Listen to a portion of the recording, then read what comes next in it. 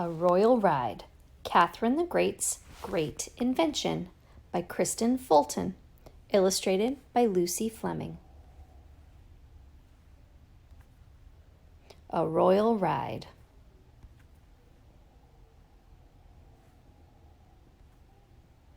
Catherine the Great, Empress of Russia, wasn't born in Russia, but she loved everything about the country. Catherine believed that everyone should be educated, not just boys or the wealthy. She formed the first school for girls in Russia, and she sponsored the University of Moscow. Learning about art, culture, and the history of Russia was important to all the citizens, so Catherine directed the building of the Hermitage Museum. But when winter came, Catherine's mind sometimes wandered. Snowflakes falling, temperatures dropping, and the icy mantle that covered the land. She loved it all. She found it hard to concentrate because the beginning of winter meant ice slides. People lined the streets of St. Petersburg waiting for the royal sign. A wave of Catherine's hand would declare ice slide season officially open.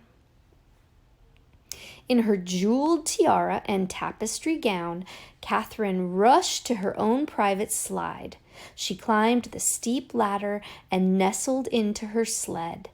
With the reins held tight, she bolted, barreled, and breezed 600 feet down a solid sheet of ice. But every spring the fun came to an end. The sun shone so bright and hot that it melted the snow and the ice, washing the slides away. There were no more daring descents or thrilling rides. For the next 6 months, the Queen wondered, what would she do? Build a hospital? Open a theater? Write her memoirs? Catherine wanted more. She called her royal builders and made a most royal request. The builders had built schools, palaces, and museums under Catherine's order, but now she wanted them to build a new kind of slide. She wanted to sail through the air, and she didn't want to wait until winter. Well, there's no ice. It's too hot. We can't. There had to be a way to soar in the sun. Grabbing parchment and quill, Catherine drew what she had imagined. Gilded beams and poles as high as a mountain, golden stairs that spiraled all the way to the top. With one last flourish, Catherine's design was complete. Giving the sketch to the builders, she ordered them to work.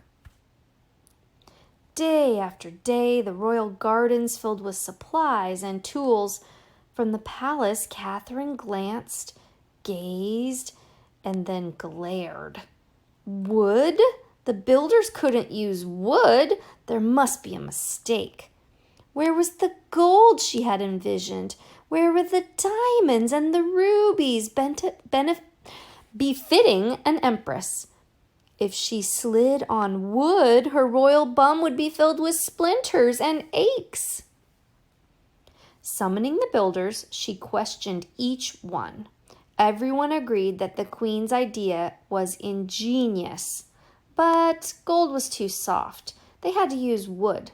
They promised the Empress that her safety and comfort were their number one concerns. The builders had returned to work. As Catherine awaited her royal ride, there was still so much to do.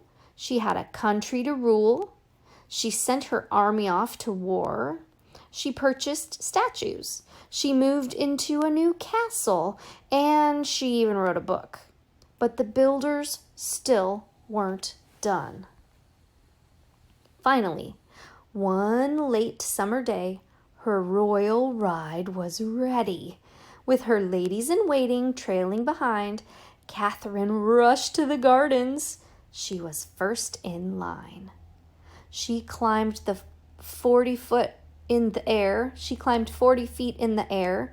Catherine stopped to catch her breath. Then she climbed to the top amidst all the stairs. At the top, Catherine stared at her fandangled carriage. The gems glittered just for her. She was the empress after all. Catherine took a deep breath, leaped in, and was ready to whirl. With a shove and the whoosh of the wind, Catherine plunged, plummeted, and plowed to the bottom. She rolled and coasted to the end of the track. Her daring descent, the thrill of her ride. Catherine had no idea that her man-made Russian mountain was the world's first roller coaster. But Empress Catherine the Great, ruler of Russia, knew one thing for sure. She was ready to go again, and again, and again. Author's note.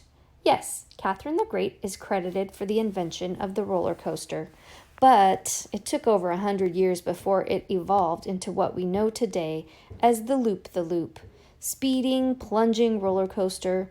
Through the years, engineers have tweaked, added, and improved on Catherine's original idea. A French engineer added a pulley system that would hoist each carriage back up to the top. A British engineer added a loop, but the cart had to be going very fast or it would drop in the middle of the loop. Finally, an American engineer, Lamarcus Adna Thompson, received a patent for the roller coaster and added a motor that kept the cart powered through the entire ride. In many languages today, the word roller coaster is translated as Russian mountains. The end.